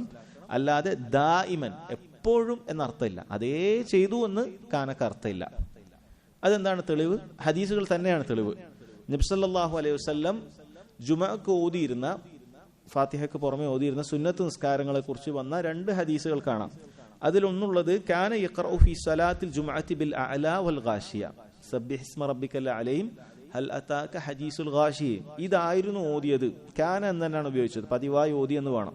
എന്നാൽ വേറെ ചില ഹദീസുകളിൽ കാണാം കാന സല്ലല്ലാഹു അലൈഹി വസല്ലം യഖറഉ ബിൽ ജുമുഅ വൽ മുനാഫിഖീൻ, സൂറത്തുൽ ജുമുഅയും സൂറത്തുൽ മുനാഫിഖീനുമായിരുന്നു ഓതിയിരുന്നത് എന്നും വന്നിട്ടുണ്ട്. അതിൽ നിന്നാണ് ഷെയ്ഖ് ഇബ്നു ഉസൈമീൻ റഹിമഹുല്ലാഹി പോലുള്ള പണ്ഡിതന്മാർ പറഞ്ഞ കാന എന്ന് പറയുന്ന വാക്കിന് അതെപ്പോഴും എന്ന അർത്ഥമില്ല, മിക്ക സമയത്തും എന്ന അർത്ഥമേ ഉള്ളൂ. അതാണ് അർത്ഥം. അതിവിടെ പറയാൻ കാരണം ഇവിടെ ഈ 13 റക്അത്ത് നിസ്കരിച്ചു എന്ന് പറയുന്നത് അതെപ്പോഴും അതാണ് എന്ന് മനസ്സിലാക്കരുത്. മറിച്ച് അങ്ങനെ നിസ്കരിച്ചിട്ടുണ്ട്. നേരത്തെ നമ്മൾ മനസ്സിലാക്കിയതുപോലെ 11 റക്അത്തും നിസ്കരിച്ചിട്ടുണ്ട്. അതിൽ വൈരുദ്ധ്യമില്ല. കാന എന്ന് ഉപയോഗിച്ചതിൽ വൈരുദ്ധ്യമില്ല. അങ്ങനെയാണ്. അതായത് ഈ ഖായിദകൾ, ഭാഷാപരമായ ഖായിദകളും ഇങ്ങനെയുള്ള അടിസ്ഥാനങ്ങളും ഒക്കെ ഖുർആനിന്റെയും ഹദീസിന്റെയും അറബി ഭാഷയിൽ നിന്നൊക്കെ തന്നെയാണ് ഉണ്ടാക്കുന്നത്. അതുകൊണ്ട് തന്നെ അതിൽ അങ്ങനെയുള്ള ഒഴിവ് കഴിവുകൾ എപ്പോഴും ഉണ്ടാകും. ചില ആളുകൾക്ക് വിവരമില്ലാതെ എന്ത് ചെയ്യും, എന്തെങ്കിലുമൊക്കെ നെഹവിന്റെ ഗ്രാമറിന്റെ ഒക്കെ നിയമങ്ങൾ എടുത്തിട്ട് അതിനെതിരായിട്ടുള്ള ഖുർആനിലൊരായത്തുണ്ട് എന്നൊക്കെ പറയും. യഥാർത്ഥത്തിൽ ഗ്രാമറിന്റെ നിയമങ്ങളൊക്കെ ഉണ്ടാക്കിയിട്ടുള്ളത് ഖുർആനിൽ നിന്നും ഹദീസിൽ നിന്നും എടുത്തിട്ടാണ്. അതിൽ മിക്കവാറും നിരുപാധികമായി പറഞ്ഞ ചില കാര്യത്തിന് ഒഴിവ് കഴിവുകൾ, ഇസ്തിസ്നാകൾ വേറെയും ഉണ്ടാകും. അതും ആ കിതാബുകളിലൊക്കെ പറഞ്ഞിട്ടുണ്ടാകും. അതുകൊണ്ട് ഒരിക്കലും അങ്ങനെ തിരിച്ചു ചെയ്യുക എന്നുള്ളത് അത് വിവരമില്ലായ്മയാണ് എന്നാണ് മനസ്സിലാക്കേണ്ടത്. യുസല്ലി മിനൽ ലൈലി 13 റക്അത്ത്, 13 റക്അത്തുകൾ നിസ്കരിച്ചിരുന്നു. മിനൽ ലൈൽ എന്ന് പറഞ്ഞാൽ ഫിൽ ലൈൽ, രാത്രിയിൽ എന്നാണ് അതുകൊണ്ട് ഉദ്ദേശിക്കുന്നത്. യൂത്തുറു മിൻ ദാലിക ബിഖംസിൻ ലാ യജ്ലിസു ഫി ഷൈഇൻ ഇല്ലാ ഫി ആഖിരിഹാ, അതിൽ 5 റക്അത്ത് വിത്തർ, അതിൽ അവസാനത്തിലേ ഇരിക്കുമായിരുന്നുള്ളൂ. അഥവാ രണ്ടാമത്തതിൽ തശഹുദ് ഇരിക്കില്ല. ഒന്നാമത്തെ റക്അത്ത്, രണ്ടാമത്തെ റക്അത്ത്, 3, 4, 5ലാണ് തശഹുദ് ഇരിക്കാറുണ്ടായിരുന്നത് എന്നാണ്. ഇതാണ് ഹദീസിന്റെ ബാഹ്യാർത്ഥം. ഇനി ഇതിലുള്ള ഫവായിദുകൾ പറയാം. ഒന്നാമതായി നബി സല്ലല്ലാഹു അലൈഹി വസല്ലമയെ കുറിച്ച് നമ്മൾ മനസ്സിലാക്കാം. അന്ന നബിയ സല്ലല്ലാഹു അലൈഹി വസല്ലം ഖദ് യസീദു അലാ 11 റക്അ, നബി സല്ലല്ലാഹു അലൈഹി വസല്ലം ചിലപ്പോഴൊക്കെ 11 റക്അത്തിൽ കൂടുതൽ വർദ്ധിപ്പിക്കാറുണ്ടായിരുന്നു എന്നാണ്. ലിഖൗലിഹാ 13 റക്അ, അവിടുന്ന് 13 റക്അത്ത് നിസ്കരിച്ചു എന്ന വാക്ക് കാരണത്താൽ. അപ്പോൾ നമ്മൾ ചോദിച്ചേക്കാം, ഇതേ ആയിഷ റളിയല്ലാഹു അൻഹ തന്നെയാണല്ലോ പറഞ്ഞ വേറൊരു ഹദീസ് ഉണ്ടല്ലോ, മാ കാന യസീദു ഫി റമളാൻ വലാ ഫി ഗൈരിഹി അലാ 11 റക്അ, റമളാനിലാകട്ടെ അതല്ലാത്ത ദിവസങ്ങളിലാകട്ടെ 11 റക്അത്തേ നിസ്കരിച്ചിരുന്നുള്ളൂ എന്ന് ആയിഷ റളിയല്ലാഹു അൻഹ തന്നെ പറയുന്ന ഹദീസ് ഉണ്ട്. വേറൊരു സഹാബിയാണെങ്കിൽ നമുക്ക് വേറെ എന്തെങ്കിലുമൊക്കെ വജ്ഹ് പറയാനുണ്ടാകും. പക്ഷേ ഇതേ ആയിഷ റളിയല്ലാഹു അൻഹ തന്നെയാണല്ലോ പറയുന്നത് എന്നാണ്. ഇത് വളരെ വ്യക്തമായി ഇതിനെ വിശദീകരിച്ച പണ്ഡിതന്മാർ ധാരാളമുണ്ട്. പല രൂപത്തിൽ പണ്ഡിതന്മാർ അതിനെ വിശദീകരിച്ചിട്ടുണ്ട്. അതിനെ വിശദീകരിക്കാൻ സാധിക്കാത്ത ആളുകൾ ചിലർ ഈ ഹദീസിനെ ദുർബലമാക്കിയിട്ടുണ്ട്. പക്ഷേ ഈ ഹദീസ് മുസ്ലിമിലൊക്കെ ഉള്ള ഹദീസാണ്. ഇത് ദുർബലമായ ഹദീസേ അല്ല. മുൻഗാമികളിൽ തന്നെ ചില മുഹദ്ദിസുകൾ ആ നിലക്ക് അതിനെ ദുർബലമാക്കിയിട്ടുണ്ട്. പക്ഷേ ഇത് സഹീഹായ ഹദീസാണ്. എന്താണ് അതുകൊണ്ട് ഉദ്ദേശിക്കുന്നത്? എന്താണ് അതിന്റെ അർത്ഥം? ഇവിടെ ഉദ്ദേശിക്കുന്നത് മാക്കാന യസീദ്, അഥവാ ഈ 11 റക്അത്തിൽ കൂട്ടുകയില്ല എന്ന് പറഞ്ഞ ഹദീസിൽ മാക്കാന യസീദ്, അവിടുന്ന് വർദ്ധിപ്പിക്കുമായിരുന്നില്ല എന്ന് പറഞ്ഞത് മാ ബഅദ റക്അത്തൈ തഹജ്ജുദ് അല്ലതി യുഫ്തതഹു ബിഹാ അത്തഹജ്ജുദ്, തഹജ്ജുദ് തുടങ്ങുന്നതിന് മുമ്പ് ഒരു 2 റക്അത്ത് നിസ്കരിക്കാറുണ്ടായിരുന്നു. അതാണ് അതിന് പുറമേ ഉള്ള റക്അത്തുകൾ അത് 11ൽ കൂടലോ കുറയലോ ഇല്ലായിരുന്നു എന്നാണ് ആയിഷ റളിയല്ലാഹു അൻഹ പറഞ്ഞത്. അഥവാ നബി സല്ലല്ലാഹു അലൈഹി വസല്ലം നമ്മോട് പറഞ്ഞതും ഒരു കാര്യം അതാണ്. നിങ്ങളിൽ ഒരാൾ രാത്രി നിസ്കാരം ആരംഭിക്കുന്നതിന് മുമ്പ് 2 ലഘുവായ നിസ്കാരങ്ങൾ കൊണ്ട് അവൻ ആരംഭിക്കട്ടെ എന്ന് പറഞ്ഞിട്ടുണ്ട്. അപ്പൊ അതുകൂടി കൂട്ടിയിട്ടാണ് ഈ റിവായത്തിൽ ആയിഷ റളിയല്ലാഹു അൻഹ 13 അങ്ങനെ തുടർച്ചയായി ചെയ്യാറുണ്ട് എന്ന് പറഞ്ഞത്. അഥവാ തഹജ്ജുദിന് എഴുന്നേറ്റ ഉടനെ തന്നെ ഒരു 2 റക്അത്ത് അവിടെ നിസ്കരിക്കാറുണ്ടായിരുന്നു എന്നാണ്. അതിന്റെ രഹസ്യവും അതിന്റെ ഹിക്മത്തും ആ ഹദീസിൽ നബി സല്ലല്ലാഹു അലൈഹി വസല്ലം പറഞ്ഞിട്ടുണ്ട്. മനുഷ്യൻ രാത്രി കിടന്നുറങ്ങുന്ന സമയത്ത് പിശാജ് അവന്റെ പിരടിയിൽ 3 കെട്ടിടുമെന്നാണ് ഒരു ഹദീസിൽ കാണാം. പിശാജ് അവന്റെ പിരടിയിൽ 3 കെട്ടിടുകളും അവനെ നന്മയിൽ നിന്നും തടയുന്നതായ 3 കെട്ടുകളാണത്. അവൻ ഉറക്കത്തിൽ തന്നെ അങ്ങനെ രാവിലെ വരെ കിടന്നുറങ്ങാനുള്ള 3 കെട്ടുകളാണ് അത്. കാരണം രാത്രിയിൽ മനുഷ്യൻ ഇബാദത്ത് ചെയ്യുക എന്നുള്ളത് അത് പിശാചിന് വലിയ സങ്കടം ഉണ്ടാക്കുന്ന കാര്യമാണ്. കാരണം അള്ളാഹുവായിട്ട് കൂടുതൽ ബന്ധമുണ്ടാകാനും പിശാചിന്റെ പ്രേരണകളിൽ നിന്നൊക്കെ അവൻ അകലാനൊക്കെ തിന്മകളിൽ നിന്ന് വിട്ടു നിൽക്കാനൊക്കെ വലിയ സാധ്യതയുള്ള കാര്യമാണ്. അതുകൊണ്ട് തന്നെ പിശാച് എന്ത് ചെയ്യും? 3 കെട്ടുകൾ അവന്റെ പിരടിയിലിടും എന്ന് ഹദീസിൽ വന്നിട്ടുണ്ട്. അവൻ അങ്ങനെ ആദ്യമായിട്ട് എഴുന്നേറ്റിട്ട് അവൻ ദിക്ർ ചൊല്ലിയാൽ, എഴുന്നേറ്റപ്പോഴുള്ള ദിക്ർ ചൊല്ലിയാൽ അൽഹംദുലില്ലാഹ് അല്ലദീ അഹ്യാന ബഅദമാ അമാതനാ വഇലൈഹിൻ നുശൂർ ദിക്റാണ്. അങ്ങനെയുള്ള ദിക്ർ എഴുന്നേറ്റ് അവൻ ചൊല്ലിയാൽ അവൻ്റെ 1 കെട്ട് ഇളകിപ്പോകുമെന്ന് കാണാം. 1 കെട്ട് അഴിഞ്ഞു പോകും. പിന്നീട് അവൻ പോയി വുളു എടുത്തു കഴിഞ്ഞാൽ അവന്റെ 2ാമത്തെ കെട്ടും അഴിയും. അപ്പോഴും 1 കെട്ട് ബാക്കിയുണ്ട്. പിന്നീട് അവൻ ഒരു നിസ്കാരം നിസ്കരിച്ചു കഴിഞ്ഞാൽ അവന്റെ മൂന്നാമത്തെ കെട്ടും അഴിയും. ഇബ്നു ഉസൈമിൻ റഹിമഹുല്ലാഹ് പറയുന്നത് ആ പിശാചിന്റെ കെട്ടുകൂടി അഴിയുന്ന ആ ഒരു 2 റക്അത്ത് നിസ്കാരമാണത്. അതോടുകൂടി കഴിഞ്ഞാൽ അവൻ പിന്നീട് പിശാചിന്റെ പിടുത്തത്തിൽ നിന്നും അവൻ നല്ല ഉന്മേഷവാനായിട്ട് അവൻ ഇനി ബാക്കിയുള്ള റക്അത്തുകളൊക്കെ നിസ്കാരമൊക്കെ നിസ്കരിക്കാൻ സാധിക്കും. അതുകൊണ്ട് അങ്ങനത്തെ സുന്നത്താണ്. ഒരാൾ സമയമുണ്ട് എങ്കിൽ അയാൾക്ക് എന്ത് ചെയ്യാം, ആദ്യം ഒരു 2 റക്അത്ത് ആ നിയ്യത്തിൽ നിസ്കരിക്കാം. എഴുന്നേറ്റാൽ ഉടനെയുള്ള നിസ്കാരം, അത് ഹദീസുകളിൽ കാണാം, അത് സ്വീകരിക്കപ്പെടുന്ന വലിയ ശ്രേഷ്ഠതയുണ്ട് അതിന്. അങ്ങനെ 2 റക്അത്ത് ഉണ്ട്. അപ്പൊ അതിനു പുറമെ നബി സല്ലല്ലാഹു അലൈഹി വസല്ലം നിസ്കരിച്ചതാണ് ഈ 11. അപ്പോൾ അവിടുന്ന് റമദാനിലാകട്ടെ അല്ലാത്തപ്പോഴാകട്ടെ 11 വർദ്ധിപ്പിക്കാറുണ്ടായിരുന്നില്ല എന്ന് പറഞ്ഞത് ആ നിലക്കാണ്, ഈ 2 റക്അത്ത് മാറ്റി നിർത്തിയിട്ട്. എന്നാൽ ഇപ്പൊ പറഞ്ഞ ഹദീസിൽ 13 റക്അത്ത് നിസ്കരിച്ചിരുന്നു എന്ന് പറയുന്നത് അതുകൂടെ വർദ്ധിപ്പിച്ചിട്ടാണ്. ചില പണ്ഡിതന്മാർ അതല്ലാത്തതായ അഭിപ്രായങ്ങളും പറഞ്ഞിട്ടുണ്ട്. വേറെയുള്ളൊരു പ്രശസ്തമായ അഭിപ്രായം എന്ന് പറയുന്നത്, അവർ പറഞ്ഞു ഈ 11 റക്അത്ത് എന്ന് പറയുന്നത് അത് മുഴുവനും വിത്തറാണ്. ഇത് മുഴുവനും വിത്തറിനെ കുറിച്ചിട്ടുള്ള പരാമർശമാണ്. രാത്രി നിസ്കാരം എന്ന് പറയുന്ന ഈ 2 എന്നുള്ളത് ലൈലിലുള്ള രാത്രിയിലുള്ള നിസ്കാരം അൽ മുത്തലഖ്, നിരുപാധികമായുള്ള നിസ്കാരം, അത് ഈ 2 എത്ര വേണമെങ്കിലും നിസ്കരിക്കാം. അത് ഈ 2 ഒരുപാട് നിസ്കരിക്കാം. അതിനുശേഷമുള്ള വിത്തർ 11 നബി സല്ലല്ലാഹു അലൈഹി വസല്ലം പതിവായി ചെയ്തിരുന്നു എന്നും ഉലമാക്കൾ പറഞ്ഞതായി കാണാൻ സാധിക്കും. അപ്പൊ അതിന്റെ അടിസ്ഥാനത്തിലുള്ള ഈ 2 10 നിസ്കരിച്ചു, പിന്നെ ഒരു വിത്തർ 11 നിസ്കരിച്ചു 21 ആക്കിയ ചെയ്യാം. ഈ 2 12 നിസ്കരിച്ചു, പിന്നെ ഒരു 11 കൂടി നിസ്കരിച്ചു 23 ആക്കാം. ഈ 2 ഒരാൾ 21 നിസ്കരിച്ചു, പിന്നെ ഒരു 11 കൂടി കൂട്ടി 33 നിസ്കരിക്കുകയാണെങ്കിൽ അങ്ങനെ, അതാണ് ഇതുകൊണ്ട് ഉദ്ദേശിക്കുന്നത് എന്നും ചില പണ്ഡിതന്മാർ പറഞ്ഞിട്ടുണ്ട്. എന്തായാലും അല്ലാഹു അലം, നമ്മൾ നേരത്തെ പറഞ്ഞതുപോലെ രാത്രി നിസ്കാരം അത് നമുക്ക് ഈ 2 എത്രയും നിസ്കരിക്കാം എന്നുള്ളതും നമുക്ക് സാധിക്കുന്ന അത്ര നിസ്കരിച്ചിട്ട് ബാക്കി വിത്തറാക്കാം എന്നുള്ളതുമാണ് ഏറ്റവും ശരിയായ അഭിപ്രായമായി മനസ്സിലാക്കാൻ സാധിക്കുന്നത്. അതിന്റെ ദൈർഘ്യവും റക്അത്തിന്റെ എണ്ണങ്ങളും നമ്മൾ കഴിഞ്ഞ ക്ലാസ്സിൽ പറഞ്ഞതുപോലെ തന്നെ ഓരോരുത്തരുടെയും ഉന്മേഷത്തിനനുസരിച്ച് ചെയ്യാം. ഒരാൾക്ക് ദൈർഘ്യമായി ഓതാനും ദീർഘമായി ഓതാനും ദീർഘമായി നിൽക്കാനും സുജൂദ് ചെയ്യാനൊക്കെ ചെയ്യുന്നുണ്ടെങ്കിൽ റക്അത്തുകൾ കുറച്ചിട്ട് അവൻ അങ്ങനെ ചെയ്യാം. ഒരാൾ ഒരു 1/2 ജൂസ് ഓതുകയാണ് ഒരു റക്അത്തിൽ, അല്ലെങ്കിൽ 1/4 ജൂസ് ഓതുകയാണ്, അങ്ങനെ ഒരു ജൂസ് അവൻ 2 റക്അത്തിലോ 4 റക്അത്തിലൊക്കെ അങ്ങനെ ദീർഘമായി നിസ്കരിക്കാൻ പറ്റുന്ന ആൾ അങ്ങനെ നിസ്കരിച്ച് 11 മറ്റോ ഒക്കെ ചുരുക്കാം. ഇനി അതല്ല, ഒരാൾ ചെറിയൊരു 5 ജൂസിന്റെ താഴെയുള്ള സൂറത്തുകളൊക്കെ ചെറുതെ ഓതുന്നുള്ളൂ, അങ്ങനെ 2 നിസ്കരിച്ചാൽ കുറേ നിൽക്കാൻ കഴിയില്ല, കുറേ റുക്കൂലും സുജൂദിനൊന്നും കഴിയില്ല. പൊതുവെ എത്രയാണോ റുക്കൂൽ ഖിയാമുള്ളത് അതേപോലെ തന്നെ റുക്കൂവും സുജൂദും ഒക്കെ വേണമെന്നാണ് നബി സല്ലല്ലാഹു അലൈഹി വസല്ലം അങ്ങനെ ചെയ്തിട്ടുണ്ട്. അതിന് ആനുപാതികമായി, അത്രയും അളവിൽ നിന്നല്ല, അതേ ആനുപാതത്തിൽ അവിടുന്ന് ചെയ്തിട്ടുണ്ട്. കുറേ നേരം നിന്ന് നിസ്കരിച്ചാൽ അതിന് കണക്കായിട്ടുള്ള റുക്കൂണ്ട്, അത്രയും നേരം എന്നല്ല, അതേ അനുപാതത്തിലുള്ള റുക്കൂവും സുജൂദും അവിടുന്ന് ചെയ്യാറുണ്ട്. കുറച്ചാണെങ്കിൽ കുറച്ച് റുക്കൂ കുറച്ച് സുജൂദ് അങ്ങനെ ചെയ്യാറുണ്ട്. ഒരുപക്ഷെ ചില ആൾക്ക് അത് കഴിയില്ല. അപ്പൊ അവരെ സംബന്ധിച്ചിടത്തോളം ചെറിയ സൂറത്ത് ഓതി, അമ്മയത്തെ സാലൂനോതി, നാസിയാത്തോതി, അങ്ങനെ ആ രൂപത്തിൽ ഓതി ഈ 2 അവർ ചിലപ്പോൾ അങ്ങനെ 2 നിസ്കരിച്ച് നോക്കുമ്പോൾ അത് ചിലപ്പോൾ 10 മിനിറ്റ് ഉണ്ടാവും, 12 മിനിറ്റ് ഉണ്ടാവും. അങ്ങനെയാണ് എങ്കിൽ അവർക്ക് അങ്ങനെ ചെയ്യാം. അതാണ് പണ്ഡിതന്മാർ ഈ വിഷയത്തിൽ പറഞ്ഞിട്ടുള്ളത്. ഒരാൾക്ക് ഏറ്റവും കൂടുതൽ റാഹത്തായി ചെയ്യാൻ പറ്റുന്ന രൂപത്തിൽ അത് ചെയ്യാം. അതിന് പ്രത്യേക എണ്ണം നിശ്ചയിക്കുകയോ അതിന്റെ പേരിൽ തർക്കം ഉണ്ടാക്കുകയോ വേണ്ടതില്ല എന്നതാണ് മനസ്സിലാവുന്നത്. ശരി, ഇതാണ് ഈ 2 ഹദീസും തമ്മിൽ പണ്ഡിതന്മാർ യോജിപ്പിച്ചിട്ടുള്ളത് എന്ന് മനസ്സിലാക്കുക. അടുത്ത ഫായിദ, ജവാസുൽ ഈതാരി ബിൽ ഖംസി മജ്മൂഅതൻ ബിദൂന സലാമിൻ ഇല്ലാ ഫി ആഖിരിഹ. 5 റക്അത്ത് വിത്തർ അവസാനത്തിൽ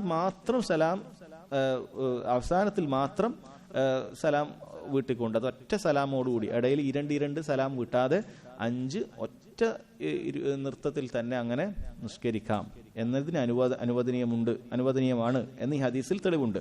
നബി ആയിഷ റളിയല്ലാഹു അൻഹ പറഞ്ഞല്ലോ, ലാ യജ്ലിസു ഫീ ഷൈഇൻ ഇല്ലാ ഫീ ആഖിരിഹ. അവിടെ 5 റക്അത്ത് അതിന്റെ അവസാനത്തിൽ മാത്രമേ ഇരിക്കാറുണ്ടായിരുന്നുള്ളൂ എന്ന് പറഞ്ഞിരുന്നല്ലോ എന്നാണ്. അപ്പൊ ഇതിന് ഈ 2 പണ്ഡിതന്മാർ പറഞ്ഞത് സലാത്തുൽ ലൈലി മസ്ന എന്ന് പറഞ്ഞതിന്റെ ഒരു മുസ്തസ്ന, അതിൽ നിന്നുള്ള ഒഴിവായിട്ട് ഉള്ളതാണ് ഇത് എന്നാണ്. അതായത് ഈ വിത്തർ നിസ്കാരം അതിൽ നിന്ന് ഒഴിവാണ്. എന്നാൽ നഫിൽ മുത്തലഖായിട്ട് നിസ്കരിക്കുന്നത് രാത്രിയിലുള്ള, നമ്മൾ നേരത്തെ പറഞ്ഞു വിത്തർ വേറെ മറ്റേത് വേറെ ഉണ്ട്. അപ്പൊ അങ്ങനെ പറഞ്ഞ പണ്ഡിതന്മാർ പറഞ്ഞു ഈ 2 നിസ്കരിക്കുന്നത് രാത്രി നിരുപാധികമായി നിസ്കരിക്കുന്നതാണ്. വിത്തറാക്കുന്ന സമയത്ത് അങ്ങനെ ഈ 2 അല്ലാതെ ഇങ്ങനെ നിസ്കരിക്കുന്ന രൂപങ്ങൾ വന്നിട്ടുണ്ട്. അതുകൊണ്ടാണ് അവർ അത് 2നെയും വേർതിരിച്ചു പറഞ്ഞത്. മസ്ന എന്ന് പറഞ്ഞതൊക്കെ രാത്രിയിലുള്ള നിരുപാധികമായ നിസ്കാരമാണ്. അത് കഴിഞ്ഞിട്ടാണ് പിന്നീട് വിത്ർ നിസ്കരിക്കുക. അത് കഴിഞ്ഞിട്ട് അവസാനിപ്പിക്കുമ്പോഴാണ് വിത്ർ നിസ്കരിക്കുക. അത് 5 റക്അത്തിൽ ഇങ്ങനെ നിസ്കരിക്കാറുണ്ട് എന്നാണ്. ഇവിടെ പറഞ്ഞ 13-ൽ 8 നബി സല്ലല്ലാഹു അലൈഹി വസല്ലം ഈരണ്ടായി സലാം വീട്ടി നിസ്കരിച്ചിട്ട് പിന്നെ 5 ഇങ്ങനെ ഒരുമിച്ചിട്ടാണ് നിസ്കരിച്ചത് എന്നാണ്. അതല്ലെങ്കിൽ നമ്മൾ ആ 8 ആദ്യത്തെ 2 അങ്ങനെ പോയി. അതല്ലെങ്കിൽ നമ്മളത് 11 വരും. 3 ഈ 2 വെച്ച് നിസ്കരിച്ചു, പിന്നെ 5 ഇങ്ങനെ വരും എന്നുള്ളതാണ് വരുന്നത്. അപ്പോൾ ആ രൂപത്തിൽ നിസ്കരിക്കാം, അത് അനുവദനീയമാണ്. സലാം കൂട്ടാതെ അങ്ങനെ തുടരാം. ഇനി ഒരാൾ 3 റക്അത്താണ് വിത്ർ നിസ്കരിക്കുന്നതെങ്കിലോ അതിലെങ്ങനെയാണ് നിസ്കരിക്കേണ്ടത്? പണ്ഡിതന്മാർ പറഞ്ഞു അതിന് അനുവദിക്കപ്പെട്ട 2 സിഫത്തുകൾ വന്നിട്ടുണ്ട്, വിലക്കപ്പെട്ട ഒരു സിഫത്തും. അനുവദിക്കപ്പെട്ട സിഫത്ത് എന്ന് പറയുന്നത് നമ്മൾ അധികം മസ്ജിദുകളിലൊക്കെ നിസ്കരിക്കാറുള്ളത് പോലെ 2 റക്അത്ത് നിസ്കരിച്ച് സലാം വീട്ടി 3-ാമത്തെ റക്അത്ത് ഒറ്റയായി നിസ്കരിക്കുക. അതാണ് 3 റക്അത്ത് വിത്ർ നിസ്കരിക്കേണ്ട ഒരു രൂപം. നമ്മൾ നിസ്കരിക്കാറുണ്ട്. 1-ാമത്തതിൽ ഫാത്തിഹയിന് സൂറത്തുൽ ആല, 2-ാമത്തതിൽ കാഫിറൂൻ, 3-ാമത്തതിൽ ഇഖ്ലാസ്, അങ്ങനെ നിസ്കരിക്കാറുണ്ട്. അങ്ങനെ ഒരു തശഹുദ് അതിൻ്റെ ഇടയിൽ ഉണ്ടാകും. മൊത്തം 2 തശഹുദ് വരും ഈ 3 ആ രൂപത്തിൽ നിസ്കരിക്കാറുണ്ട്. 2-ാമത്തെ രൂപം എന്ന് പറയുന്നത് ഇത് പറഞ്ഞതുപോലെ 2-ാമത്തെ റക്അത്തിൽ അവിടെ ഇരിക്കാതെ എഴുന്നേൽക്കുക, എന്നിട്ട് അവസാനത്തിൽ മാത്രം തശഹുദിനിരിക്കുക. അതും ജായിസായ സുന്നത്തായ രൂപമാണ്. അങ്ങനെയും ചെയ്യാം. ഈ 2 രൂപത്തിലും ചെയ്യാം എന്ന് കാണാം. എന്നാൽ പാടില്ല എന്ന് പറഞ്ഞത് മഗ്രിബ് പോലെ നിസ്കരിക്കാൻ പാടില്ല എന്ന് പറഞ്ഞു. അഥവാ 2-ാമത്തെ റക്അത്തിൽ തശഹുദിനിരുന്ന് സലാം വിട്ടാതെ എഴുന്നേൽക്കുക, അങ്ങനെയാണല്ലോ മഗ്രിബ് ചെയ്യുന്നത്. അതേപോലെ നിസ്കരിക്കാൻ പാടില്ല എന്നും പറഞ്ഞതായി കാണാം. അപ്പോൾ ഈ 2 രൂപത്തിൽ 3 റക്അത്തുള്ള വിത്റുകൾ നിസ്കരിക്കാവുന്നതാണ് എന്നാണ്. ഇനി വിത്ർ ഒരാൾക്ക് 7 നിസ്കരിക്കാം, 5-ന് പുറമെ 3, 5, 7 നിസ്കരിക്കാം, 9 നിസ്കരിക്കാം, 11 ഒക്കെ നിസ്കരിക്കാം. ഈ 5-ന്റെ കാര്യം പറഞ്ഞതുപോലെ തന്നെ 7-ന്റെ കാര്യവും പറഞ്ഞിട്ടുണ്ട്. അഥവാ 7-ാമത്തതിൽ എന്ത് ചെയ്താൽ മതി? സലാം വീട്ടിയാൽ മതി. 6 റക്അത്ത് സലാം വീട്ടാതെ ഇങ്ങനെ എഴുന്നേറ്റ് അവസാനം 7-ലെത്തിയാൽ അതിൽ മാത്രം സലാം വീട്ടുന്ന രീതി അങ്ങനെ ചെയ്യാവുന്നതാണ്. എന്നാൽ 9 റക്അത്തിന്റെ ഹദീസ് വന്നതിൽ അതിങ്ങനെയാണ്. ഇങ്ങനെ നിസ്കരിച്ച് 8-ാമത്തതിൽ തശഹുദിനിരിക്കും, പക്ഷെ സലാം വിട്ടൂല. 8-ാമത്തെ റക്അത്തിൽ തശഹുദിനിരുന്നു കൊണ്ട് സലാം വിട്ടാതെ എഴുന്നേറ്റിട്ട് പിന്നീട് 9-ാമത്തെ റക്അത്തിൽ സലാം വിട്ടും. അങ്ങനെയാണ് ഹദീസുകളിൽ വന്നത്. സല്ലല്ലാഹു അലൈഹി വസല്ലം നിസ്കരിച്ച വിത്ർ അങ്ങനെയാണ് റിവായത്ത് ചെയ്യപ്പെട്ടത്. 9 റക്അത്ത് വിത്ർ നിസ്കരിച്ചപ്പോൾ 8 അവിടുന്ന് ഇങ്ങനെ നിസ്കരിച്ചു, 8-ാമത്തെ തശഹുദിനിരുന്നു, പക്ഷേ സലാം വിട്ടാതെ നമ്മൾ 3-ാമത്തെ റക്അത്തിൽ എഴുന്നേൽക്കുന്നതൊക്കെ പോലെ എഴുന്നേറ്റിട്ട് 9-ാമത്തെ റക്അത്ത് പൂർത്തിയാക്കുകയാണ് ഉണ്ടായിട്ടുള്ളത്. എന്നാൽ അവിടുന്ന് 11 റക്അത്ത് വിത്ർ നിസ്കരിച്ചപ്പോൾ അവിടുന്ന് ഈരണ്ട് ആണ് പലപ്പോഴും അവിടുന്ന് നിസ്കരിച്ചിട്ടുണ്ടായിരുന്നത്. 11 റക്അത്ത് വിത്ർ നിസ്കരിച്ചപ്പോൾ അധികവും ഈരണ്ട് റക്അത്തുകളാണ് നിസ്കരിച്ചിട്ടുണ്ടായിരുന്നത് എന്ന് കാണാൻ സാധിക്കും. ശരി, എന്നിട്ട് അടുത്ത ഇബ്നു ഉസൈമീൻ റഹിമഹുല്ലാഹ് പ്രധാനപ്പെട്ട ഒരു ചോദ്യം, ഹൽ ഹാദിഹി സിഫാത്ത് തകൂനു ലിമൻ ഔതറ വഹ്ദഹു ഔ മഅ ജമാഅത്തിൻ മഹ്സൂറത്തിൻ ഇഖ്താറു ദാലിക് ഔ ഹത്താ ഫി ഇമാമിൽ ഹൈ. ഈ രൂപത്തിൽ 5 ഒറ്റയടിക്ക് നിസ്കരിക്കുക, 7 ഒറ്റയടിക്ക് നിസ്കരിക്കുക, 9 അതിൻ്റെ 8-ൽ മാത്രം തശഹുദ് ഇരുന്ന് 9-ൽ സലാം വിട്ടുക, ഇങ്ങനെ തുടർച്ചയായിട്ടുള്ള നിസ്കാരങ്ങൾ അത് ഒറ്റക്ക് നിസ്കരിക്കുമ്പോൾ മാത്രം നിസ്കരിച്ചാൽ മതിയോ? അതല്ലെങ്കിൽ നമ്മളിങ്ങനെ സെലക്ട് ചെയ്യപ്പെട്ട നമ്മൾ മാത്രമുള്ള കുറച്ച് ആളുകളായിട്ട് നിസ്കരിക്കും, അങ്ങനെ ഒരു മഹലിലൊന്നും അല്ലാണ്ട് എല്ലാവരും പൊതുജനങ്ങൾ എല്ലാവരും വരാതെ നമ്മൾ കുറച്ച് ആളുകൾ മാത്രമായി എവിടെയെങ്കിലുമൊക്കെ നിസ്കരിക്കുമ്പോൾ അവിടെ മാത്രം പറ്റുന്നതാണോ? അതല്ല എല്ലാ മുസ്ലിമീങ്ങളുടെ മസ്ജിദുകളിലൊക്കെ ഇങ്ങനെ ചെയ്യാവോ എന്നാണ് ചോദ്യം. അദ്ദേഹം പറയുന്നു, ഇന്നഹ മശ്റൂഅത്തുൻ ഫി ഹഖ്ഖി മൻ ഔതറ വഹ്ദഹു ഔ ഫി ഹഖ്ഖി ജമാഅത്തിൻ മഹ്സൂറത്തിൻ ഇഖ്താറു ഹാദിഹി സിഫ. ആദ്യം പറഞ്ഞ 2, ഒന്നുകിൽ അത് ഒറ്റക്ക് നിസ്കരിക്കുമ്പോഴേ എങ്ങനെ ചെയ്യാവൂ, അല്ലെങ്കിൽ ആ വരുന്ന ആളുകളൊക്കെ ഇത് അറിഞ്ഞിട്ട് വരുന്ന ആളുകളാണ് എങ്കിൽ അവിടെയും മാത്രമേ ഈ രൂപത്തിൽ ചെയ്യാവൂ. അത് സാധാരണ മഹല്ലുകളിൽ അങ്ങനെ ചെയ്യരുത് എന്നാണ് അദ്ദേഹം പറയുന്നത്. എന്തുകൊണ്ടാണ്? അദ്ദേഹം ചില കാരണങ്ങൾ പറയുന്നുണ്ട്. ഒന്ന്, നബി സല്ലല്ലാഹു അലൈഹി വസല്ലം മസ്ജിദിൽ വെച്ച് സഹാബത്തും ജനങ്ങളുമായി 3 ദിവസം അങ്ങനെ 3 രാത്രി അവിടെ നിസ്കരിച്ചിട്ടുണ്ട്. അപ്പൊ അവിടുന്ന് അങ്ങനെ നിസ്കരിച്ചിട്ടില്ല, അവിടുന്ന് ഈരണ്ടാക്കിയിട്ട് തന്നെയാണ് നിസ്കരിച്ചത്. അവിടുന്ന് തുടർച്ചയായിട്ടുള്ള നിസ്കാരം അത് ഒറ്റക്ക് നിസ്കരിക്കുമ്പോഴാണ് നിസ്കരിച്ചിട്ടുണ്ടായിരുന്നത് എന്നാണ്.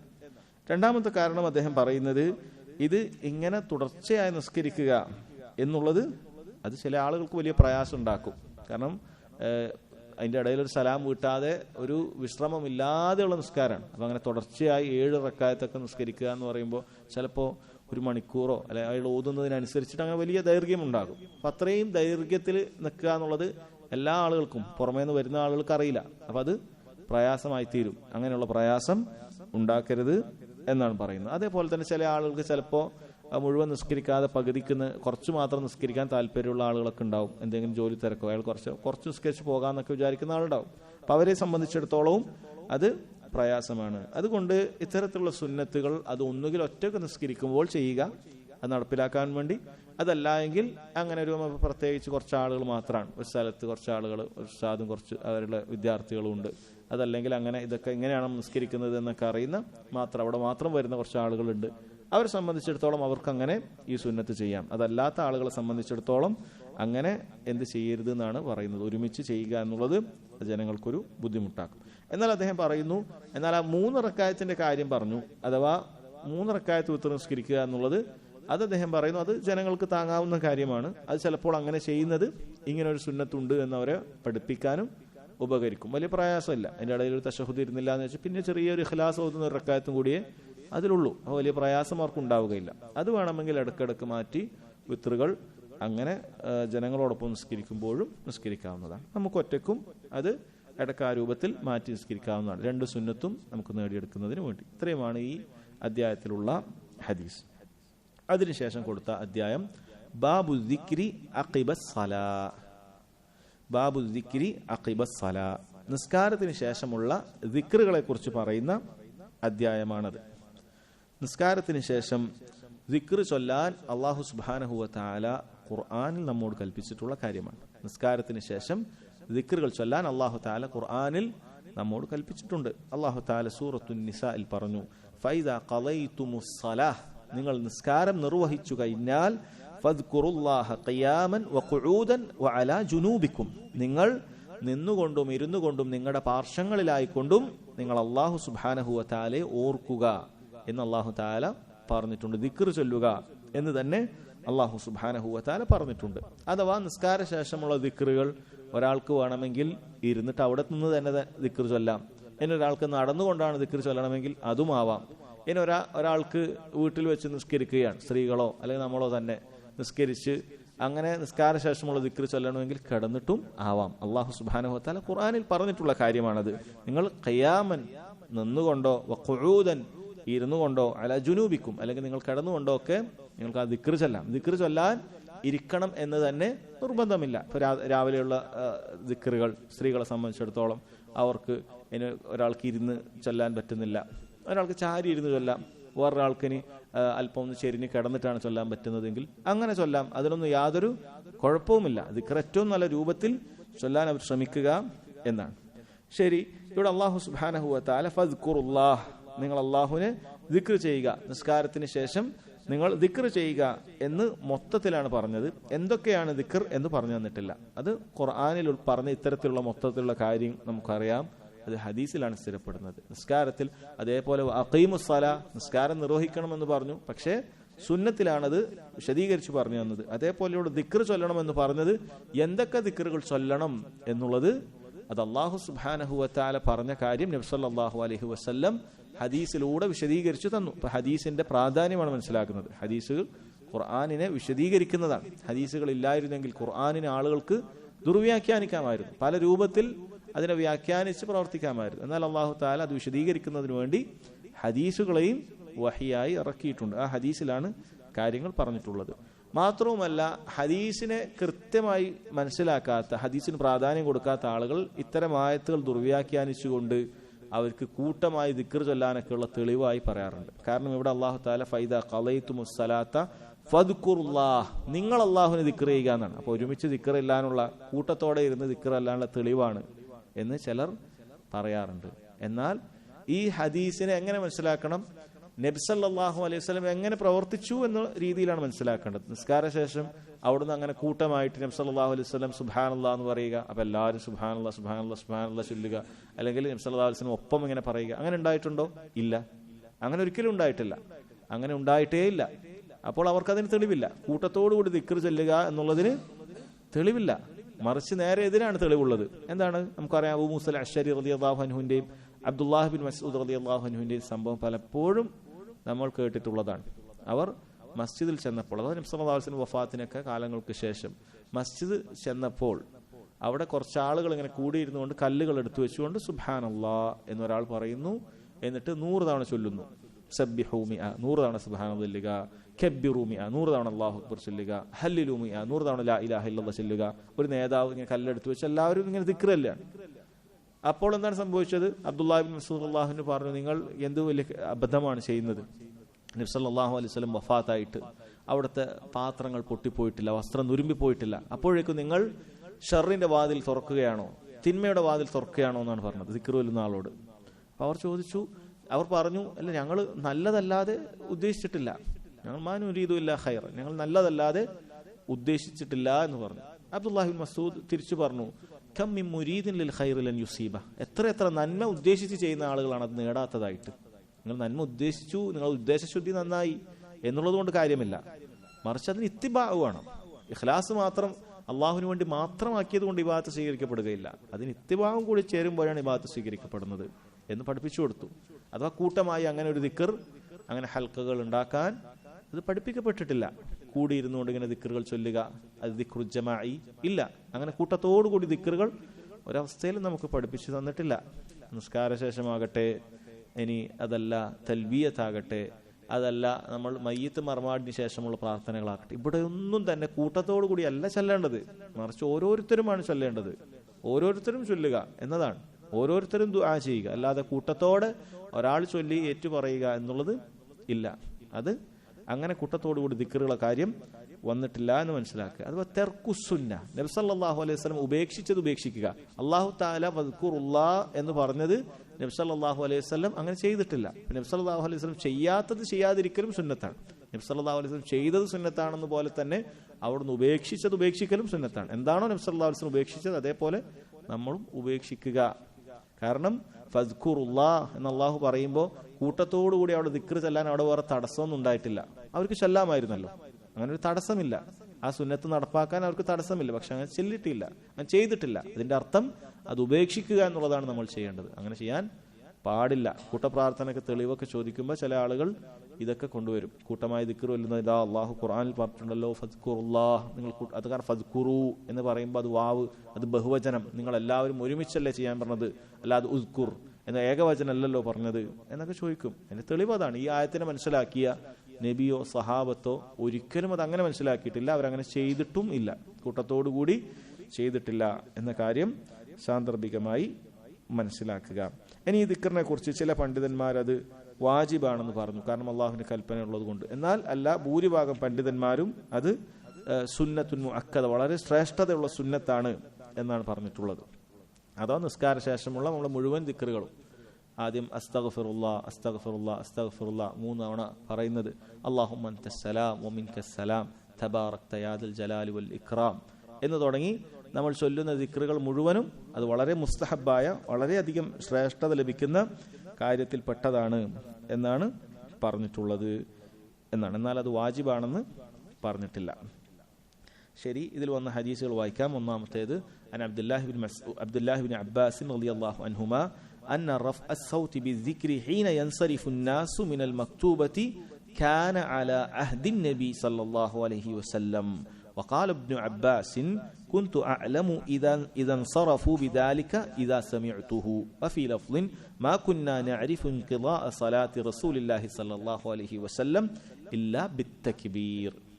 അബ്ദുല്ലാഹി ഇബ്നു അബ്ബാസ് റളിയല്ലാഹു അൻഹു പറയുകയാണ്, നബി സല്ലല്ലാഹു അലൈഹി വസല്ലമയുടെ കാലത്ത്, അവിടുത്തെ അഹദിൽ, അവിടുന്ന് ഉണ്ടായിരുന്ന സമയത്ത്, അവിടുന്ന് ഇമാമായിരുന്ന സമയത്ത് ജമാഅത്ത് നിസ്കാരം അത് കഴിഞ്ഞു എന്ന് നമ്മൾ മനസ്സിലാക്കിയിരുന്നത് ആളുകൾ ദിക്ർ കൊണ്ട് അവരുടെ ശബ്ദം ഉയർത്തിയപ്പോഴായിരുന്നു എന്നാണ്. നിസ്കാര ശേഷമുള്ള ദിക്ർ അവർ ഉച്ചത്തിലായിരുന്നു ചൊല്ലിയത് എന്നാണ് അദ്ദേഹം പറയുന്നത്. എന്നിട്ട് ഇബ്നു അബ്ബാസ് റളിയല്ലാഹു അൻഹു തന്നെ പറയുന്നു, കുന്തു അഅലമു ഇദാ ഇൻസറഫു ബിദാലിക ഇദാ സമിഅതു, അത് കേട്ടാൽ എനിക്ക് മനസ്സിലാക്കാൻ സാധിക്കും അവർ പിരിഞ്ഞു പോയിട്ടുണ്ട്, അവർ നിസ്കാരം കഴിഞ്ഞിട്ടുണ്ട്, സലാം വീട്ടിയിട്ടുണ്ട് എന്ന് ഞാൻ മനസ്സിലാക്കാറുണ്ടായിരുന്നത് അങ്ങനെയായിരുന്നു എന്നാണ്. മാ കുന്നാ നഅരിഫു ഇൻഖിളാഅ സ്വലാത്തി റസൂലില്ലാഹി സ്വല്ലല്ലാഹു അലൈഹി വസല്ലം ഇല്ലാ ബിത്തക്ബീർ, ആ തക്ബീർ കേട്ടിട്ടാണ് സലാം വീട്ടി എന്ന് മനസ്സിലാക്കിയിരുന്നത് എന്നാണ് ഇബ്നു അബ്ബാസ് റളിയല്ലാഹു അൻഹുമാ പറയുന്നത്. ശരി, ഒന്ന് ആദ്യം ചിലപ്പോൾ ചില ആളുകൾ ചിന്തിച്ചേക്കാം, ഇബ്നു അബ്ബാസ് റളിയല്ലാഹു അൻഹു നിസ്കരിക്കൊന്നും വേണ്ട, അദ്ദേഹം ഇങ്ങനെ പുറത്തുനിന്ന് ഇത് കേട്ടിട്ടാണോ മനസ്സിലാക്കല് എന്നാണ്. അത് ഇബ്നു അബ്ബാസ് റളിയല്ലാഹു അൻഹു വളരെ ചെറിയ കുട്ടിയായിരുന്നു. അദ്ദേഹം വളരെ ചെറിയ കുട്ടിയായിട്ടുള്ള കാലത്ത് ഉണ്ടായ സംഭവമാണ്. അദ്ദേഹം വലിയ ആളല്ല. നബി സല്ലല്ലാഹു അലൈഹി വസല്ലം വഫാത്താകുന്നവർ അദ്ദേഹത്തിന് വലിയ പ്രായമായിട്ടില്ല. യാ ഗുലാം എന്ന് വിളിച്ചിട്ടാണ് നബി സല്ലല്ലാഹു അലൈഹി വസല്ലം ഹദീസ് പറഞ്ഞു കൊടുത്തത്. ഇഹ്ഫദില്ലാഹ് യഹ്ഫദുക്, നീ അല്ലാഹുവിനെ സംരക്ഷിച്ചാൽ സൂക്ഷിച്ചാൽ അല്ലാഹു നിന്നെ സംരക്ഷിക്കും. ചെറിയ കുട്ടിയായിരുന്നു ഇബ്നു അബ്ബാസ് റളിയല്ലാഹു അൻഹുമാ. അപ്പോൾ അദ്ദേഹം അങ്ങനെ മസ്ജിദിൽ ചിലപ്പോൾ വരാറുണ്ടായിട്ടുണ്ടാവില്ല. ചെറിയ കുട്ടിയാണ്, വീട്ടിൽ നിന്നും അദ്ദേഹം കേട്ടതാണ്. ചില പണ്ഡിതന്മാർ പറഞ്ഞു അദ്ദേഹം കുട്ടിയായതിനാൽ പുറകിൽ, മസ്ജിദിന്റെ പുറകിലോ മറ്റോ ഒക്കെ ഉണ്ടാകും, അങ്ങനെയാണ് ഉണ്ടായിട്ടുണ്ടാവുക എന്നാണ്. എന്താണ് ഇതിന്റെ വിഷയം? ഇതിന്റെ പ്രധാനപ്പെട്ട വിഷയം ജമാഅത്ത് നിസ്കാരത്തിന് ശേഷമുള്ള ദിക്റുകൾ അത് ഉച്ചത്തിലാണോ ചൊല്ലേണ്ടത് അല്ലേ എന്നുള്ളതാണ് ഇവിടെ പ്രധാനപ്പെട്ട ഈ ഹദീസിൽ വിഷയം. പണ്ഡിതന്മാർക്കിടയിൽ വലിയ അഭിപ്രായ വ്യത്യാസം ഈ വിഷയത്തിലുണ്ട്. 3 അഭിപ്രായങ്ങൾ കാണാൻ സാധിക്കും. ഒരു വിഭാഗം പണ്ഡിതന്മാർ പറഞ്ഞു ഈ ഹദീസിന്റെ അടിസ്ഥാനത്തിൽ നിരുപാധികമായി ഇങ്ങനെ ശബ്ദത്തിൽ ചൊല്ലുകയാണ് വേണ്ടത്. ദിക്റുകൾ ഇങ്ങനെ ശബ്ദത്തിൽ ചൊല്ലുക എന്നതാണ് വേണ്ടത്. അങ്ങനെ നിരുപാധികമായി ചൊല്ലുക എന്ന് പറഞ്ഞവരിൽ ചിലർ പറഞ്ഞു അതിൽ ആദ്യത്തെ സുബ്ഹാന അസ്തഗ്ഫിറുല്ലാഹ് 3 അല്ലാഹുമ്മ അൻതസ്സലാം അങ്ങനെ തുടങ്ങുന്നതും അഥവാ സുബ്ഹാനല്ലാഹ് അൽഹംദുലില്ലാഹ് അല്ലാഹു അക്ബർ എന്നും അതിൽ പെടുന്നില്ല എന്നും പറഞ്ഞതായി കാണാൻ സാധിക്കും. ആധുനിക ഷെയ്ഖ് സുലൈമാൻ റുഹൈലി ഹഫ്ളഹുല്ലാഹ് അതാണ് പറഞ്ഞത്. ഇങ്ങനെയാണ് മുൻഗാമികളായ ഷെയ്ഖുൽ ഇസ്ലാം ഇബ്നു തൈമിയ റഹിമഹുല്ലാഹ് പോലെയുള്ള ഇമാം മുഹമ്മദിന്റെ ഒരു റിവായത്തിലൊക്കെ അദ്ദേഹത്തിന് ഒരു അഭിപ്രായമായിട്ടൊക്കെ ഇങ്ങനെയാണ് സ്ഥിരീകരിച്ചിട്ടുള്ളത്. എന്നാൽ രണ്ടാമത്തെ അഭിപ്രായം അത് ഭൂരിഭാഗം പണ്ഡിതന്മാരും പറഞ്ഞിട്ടുള്ളതാണ്. ദിക്റിന്റെ അസ്ൽ അല്ലാഹു തആല ഖുർആനിൽ പറഞ്ഞതുപോലെ ദിക്റിന്റെ അസ്ൽ അത് പതുക്കെ ചൊല്ലുക എന്നുള്ളതാണ്. അതാണ് 3 മദ്ഹബിലും ഇമാം അഹ്മദിന്റെ ഒരു ഖൗലുമായിട്ട് രേഖപ്പെടുത്തിയത്. അതാണ് ദിക്ർ പതുക്കെ ചൊല്ലുക എന്നുള്ളത്. മൂന്നാമത്തെ വിഭാഗം പണ്ഡിതന്മാർ പറഞ്ഞു ഇത് ഏതും ജായിസാണ്. ഒരാൾക്ക് വേണമെങ്കിൽ പതുക്കെയും ചൊല്ലാം, ഒരാൾക്ക് ഒച്ചത്തിലും ചൊല്ലാം. അത് പ്രത്യേകമായി ഒന്നേ പറ്റൂ എന്ന് പറയാൻ സാധിക്കുകയില്ല. ദിക്ർ അത് ഉച്ചത്തിൽ ചൊല്ലണമോ വേണ്ടേ എന്നുള്ള വിഷയത്തിൽ പണ്ഡിതന്മാർക്കിടയിൽ അഭിപ്രായ വ്യത്യാസമുണ്ട്. ഞാൻ പറഞ്ഞു ഭൂരിഭാഗം പണ്ഡിതന്മാരും അത് ഒച്ചത്തിൽ വേണ്ട, പതുക്കെ തന്നെ മതി എന്നാണ് അഭിപ്രായം. 3 മദ്ഹബിലും അതാണ് അഭിപ്രായം. എന്നാൽ ഇമാം അഹ്മദിന്റെ റിവായത്ത്, അതേപോലെ മുമ്പ് ഷെയ്ഖുൽ ഇസ്ലാം ഇബ്നു തൈമിയ റഹിമഹുല്ലാഹ് പോലെയുള്ള പണ്ഡിതന്മാർ, നമ്മൾ ഇന്ന് വായിക്കുന്ന കിതാബിൽ ഷെയ്ഖ് ഇബ്നു ഉസൈമീൻ റഹിമഹുല്ലാഹ് പോലെയുള്ള ഒക്കെ പറഞ്ഞിട്ടുള്ളത് അത് സുന്നത്താണ് എന്നാണ്. ഫർള് നിസ്കാരത്തിന് ശേഷം ദിക്റുകൾ ഉച്ചത്തിൽ ചൊല്ലുക എന്നുള്ളത് സുന്നത്തായ കാര്യമാണ് എന്നാണ് അദ്ദേഹം പറഞ്ഞു. അപ്പോൾ ചില ആളുകൾ ചോദിച്ചേക്കാം ഹാദാ യുശവ്വിഷു അലദ്ദാക്കിരീൻ, അപ്പോൾ മറ്റ് ദിക്ർ ചൊല്ലുന്ന ആൾക്കാർക്ക് ഒരു തശ്വീഷ് ഉണ്ടാവുകയില്ലേ, ഒരു കുഴപ്പം, ആശയക്കുഴപ്പം ഉണ്ടാവില്ലേ ദിക്ർ ചൊല്ലുമ്പോൾ? അദ്ദേഹം പറയുന്നു എല്ലാവരും ഒച്ചത്തിൽ ചൊല്ലുകയാണെങ്കിൽ അങ്ങനെ ഒരു തശ്വീഷിന്റെ ആവശ്യമില്ല. എല്ലാവരും ഒച്ചത്തിൽ ചൊല്ലി എല്ലാവർക്കും ദിക്ർ ചൊല്ലാൻ പറ്റും. വലിയ ഒച്ചയിൽ ബഹളത്തിലല്ല, പതിയെ ഒച്ചയിൽ അങ്ങനെ ചൊല്ലാറുണ്ടായിരുന്നു എന്നാണ് പറഞ്ഞത്. അപ്പോൾ അത് കുഴപ്പമില്ല എന്നാണ് അദ്ദേഹം പറഞ്ഞത്. ഇനി അദ്ദേഹം പറയുന്നു ഒരുപക്ഷെ നിങ്ങളിങ്ങനെ ചോദിച്ചേക്കാം, നിങ്ങളിങ്ങനെ ചൊല്ലുന്ന സമയത്ത് ചിലപ്പോൾ ചില ആളുകൾ മസ്ബൂക്കായിട്ട് വരും, അഥവാ 1 റക്അത്ത് കിട്ടാതെ 2 റക്അത്ത് കിട്ടാതെ വൈകി വരുന്ന ആളുകളുണ്ട്. അപ്പം അവരെ സംബന്ധിച്ചിടത്തോളം അവൾ നിസ്കരിക്കുകയാണ്. അപ്പം നിങ്ങളിങ്ങനെ ദിക്ർ ഒച്ചത്തിൽ ചൊല്ലിയാൽ അവർക്ക് പ്രയാസമാകുകയില്ലേ എന്നാണ്. അവിടെ ഇബ്നു ഉസൈമീൻ റഹിമഹുല്ലാഹ് ഒരുപക്ഷെ ചില ആളുകൾ ഇങ്ങനെ മറുപടി പറയാറുണ്ട്. അത് അദ്ദേഹം ആദ്യം എടുത്ത് കൊടുത്തു. അഥവാ ഈ വൈകി വന്നവന്റെ തെറ്റാണ്, അവൻ വൈകി വന്നോണ്ടല്ലേ, അവൻ നേരത്തെ വന്നിട്ടുണ്ടെങ്കിൽ അവനും സലാം വീട്ടിയിട്ടുണ്ടാകും. അങ്ങനെ ചില ജവാബ് ഉണ്ട്. പക്ഷെ അദ്ദേഹം പറയുന്ന ആ ഉത്തരം ശരിയല്ല. കാരണം വൈകി വന്നവൻ എപ്പോഴും കുറ്റക്കാരനായിക്കൊള്ളണമെന്നില്ല. നിസ്കാരത്തിൽ ചില ആൾ 1 റക്അത്ത് വൈകി വന്നു, 2 റക്അത്ത് വൈകി വന്നു, എപ്പോഴും അവൻ വീഴ്ച വരുത്തിക്കൊള്ളണം എന്നില്ല. ചില സമയത്ത് അവന് ഉദുറുണ്ടാകാം. അവൻ ചിലപ്പോൾ ടോയ്ലറ്റിൽ പോയി വന്നതായിരിക്കാം, ചിലപ്പോൾ അവൻ ട്രാഫിക് ബ്ലോക്കിൽ കുടുങ്ങി വന്നതായിരിക്കാം, ചിലപ്പോൾ അവൻ ഉറങ്ങിപ്പോയതാക്കാം, മനഃപൂർവ്വമല്ല. അപ്പോൾ ഉദുറുണ്ടാകുന്ന അവസ്ഥകളാണ് ഇതൊക്കെ. അപ്പോൾ അങ്ങനെ ആവാൻ സാധ്യതയുണ്ട്.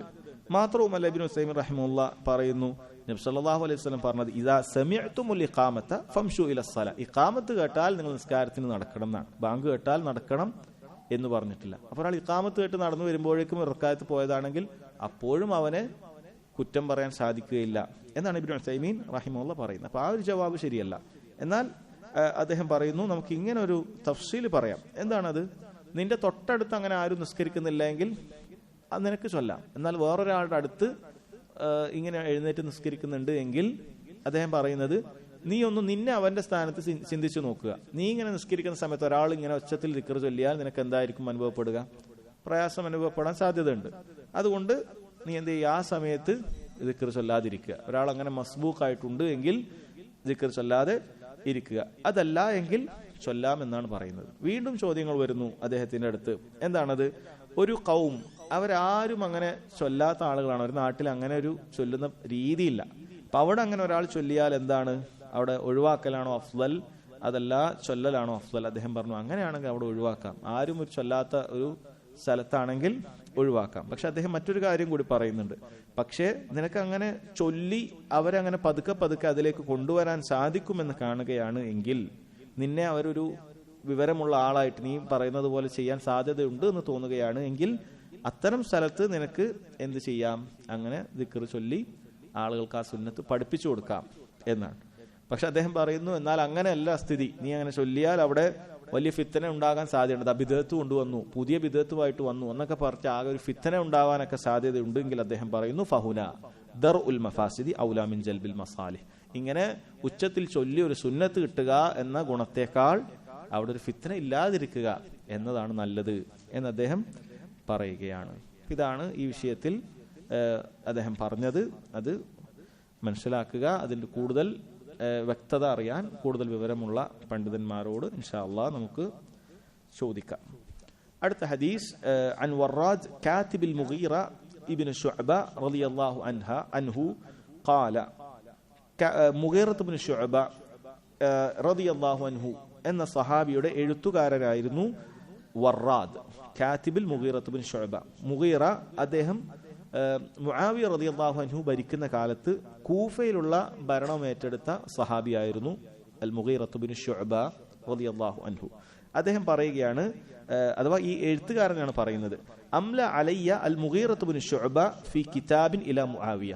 എനിക്ക് മുഗീറ കുറച്ച് എഴുത്ത് പറഞ്ഞു തരാം. ഇങ്ങനെ ഡിക്റ്റേറ്റ് ചെയ്യുന്നതിനാണ് അംല എന്ന് പറയാ. എഴുത്ത് കേട്ട്, അപ്പൊ എനിക്ക് ഇദ്ദേഹമാണ് എഴുതേണ്ടത്. കാത്തിബിന്റെ ജോലി അതാണ്, എഴുതുക എന്നുള്ളതാണ്.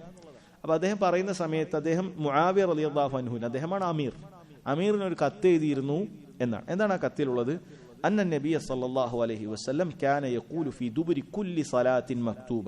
നബി സല്ലല്ലാഹു അലൈഹി വസല്ലം ഓരോ നിസ്കാരത്തിനും ശേഷം ഇപ്രകാരം പറയാറുണ്ടായിരുന്നു എന്നാണ്. ഒരു പക്ഷേ മുഗീറ റളിയല്ലാഹു അൻഹുവിന് മനസ്സിലായി കാണണം, അങ്ങനെ ആരെങ്കിലും വന്ന് പറഞ്ഞു കാണണം, അവിടെ അങ്ങനെ മുആവിയ റളിയല്ലാഹു അൻഹുവിന്റെ അവിടെ ഒന്നും ആരും ഇങ്ങനെ ഇത് ചൊല്ലുന്നില്ല എന്നൊക്കെ വിവരം കിട്ടി കാണണം. അങ്ങനെ അദ്ദേഹം ഒരു നസീഹത്തായിട്ട് ഭരണാധികാരിക്ക് തന്നെ ഇങ്ങനെ ഒരു ഹദീസ് ഉണ്ട് എന്നറിയിക്കുകയാണ്. സഹാബക്ക് ചിലപ്പോൾ എല്ലാ സഹാബത്തിനും എല്ലാ ഹദീസും കിട്ടിക്കൊള്ളുന്നില്ല.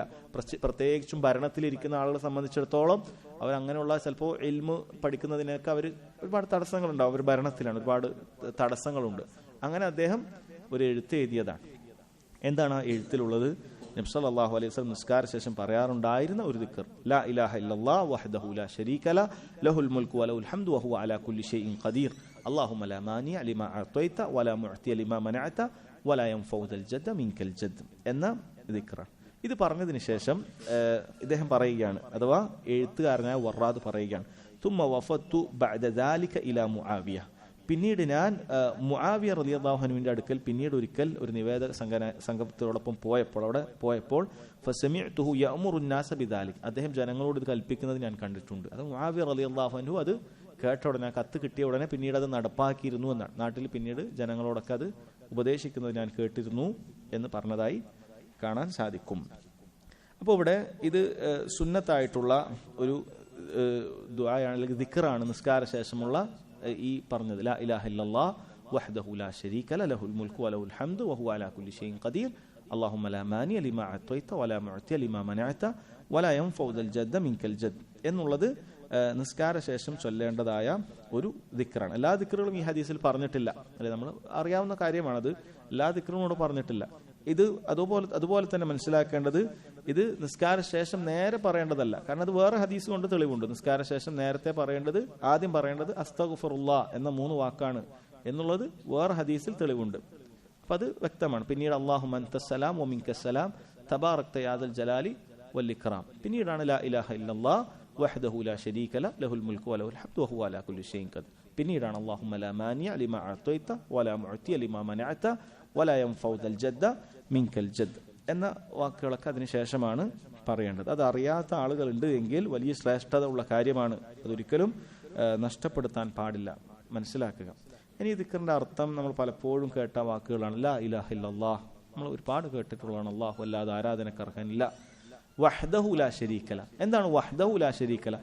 ലാ ഇലാഹ ഇല്ലല്ലാഹ് ഒന്നുകൂടി ഉറപ്പിച്ചതാണ്. അതിന് രണ്ട് ഭാഗമുണ്ട്. ലാ ഇലാഹ ഇല്ലല്ലാഹ്, അല്ലാഹു അല്ലാതെ ഒരാരാധ്യനുമില്ല, അർഹനായി ആരാധിക്കപ്പെടാൻ ആരും തന്നെ ഇല്ല. ഇല്ലല്ലാഹ്, അല്ലാഹു അല്ലാതെ ആരുമില്ല. വഹ്ദഹു, അവൻ മാത്രമാണ്. ലാ ശരീക ലഹ്, അവന് പങ്കുകാരനില്ല. ലാ ഇലാഹ, ഒരാരാധ്യനുമില്ല, ആരാധനക്ക് അർഹനായി ആരുമില്ല എന്ന് പറഞ്ഞത് എന്തിന്? വഹ്ദഹു എന്ന് പറയുന്നതോടുകൂടി അതിന് ലാ ശരീക ലഹു എന്ന് പറയുന്നത് അതിനൊന്നുകൂടി ഓർമ്മിപ്പിക്കുകയാണ്. അല്ലാഹു അല്ലാതെ ആരാധനക്ക് അർഹനായി ആരുമില്ല എന്നാണ് ലാ ശരീക ലഹു എന്നുള്ളത് പറയുന്നത്. വഹ്ദഹു എന്ന് പറയുന്നത് ഇല്ലല്ലാഹ് എന്ന വാക്കിനെ ഒന്നുകൂടി ഊട്ടി ഉറപ്പിക്കുന്നതാണ്, അല്ലെ? ലാ ഇലാഹ ഇല്ലല്ലാഹ്, ലാ ഇലാഹ എന്ന് പറഞ്ഞാൽ ഒരു ഇലാഹുമില്ല, അത് ലാ ശരീക ല എന്നൊന്നുകൂടി ഉറപ്പിച്ചു പറഞ്ഞു. ഇല്ലല്ലാഹ് എന്ന് പറഞ്ഞതിന് അല്ലാഹു മാത്രം, വഹ്ദഹു അവൻ മാത്രം എന്നുകൂടി ഒന്നുകൂടി ഉറപ്പിച്ചു പറഞ്ഞതാണ്. ലാ ഇലാഹ ഇല്ലല്ലാഹ് വഹ്ദഹു ലാ ശരീക ലഹു ലഹുൽ മുൽക്കു വലഹുൽ ഹംദ്, അവനാണ് മുഴുവൻ മുൽക്കും, എല്ലാത്തിന്റെ ആധിപത്യവും അവനാണ്. വലഹുൽ ഹംദ്, അവനാണ് എല്ലാ സ്തുതികൾക്കും അർഹനായിട്ടുള്ളവൻ. ഈ രണ്ട് വാക്കിനും വലിയ അർത്ഥമുണ്ട്. പണ്ഡിതന്മാർ പറയുന്നു, മുൽക്കുള്ള ആളുകളെ സംബന്ധിച്ചിടത്തോളം എപ്പോഴും അവർക്ക് സ്തുത്യർഹമായിരിക്കാൻ സാധ്യതയില്ല. എന്നാൽ അള്ളാഹു അങ്ങനെയല്ല. ഇപ്പൊ ദുനിയാവിൽ നോക്കൂ, ഏതെങ്കിലുമൊക്കെ ഭരണം ഏറ്റെടുത്ത ആളുകളെ സംബന്ധിച്ചിടത്തോളം നാനാ ഭാഗത്തുനിന്ന് പല ആക്ഷേപങ്ങളും ഉണ്ടാവും. കാരണം ഭരണം ഏറ്റെടുത്തവൻ എന്തെങ്കിലുമൊക്കെ വിഷയത്തിൽ പ്രശ്നങ്ങളുണ്ടാവും. ചില ആളുകൾ പൂർണ്ണ പരാജയമായിരിക്കും, ചില ആളുകൾ ചില മേഖലയിൽ നന്നാക്കും, ചില സമയത്ത് അയാൾക്ക് ഒരുപാട് അപാകതകൾ വരും, ദമ്മുണ്ടാകും. എന്നാൽ അള്ളാഹു സുബ്ഹാനഹു വ തആലയുടെ മുൽക്ക് അങ്ങനെയല്ല.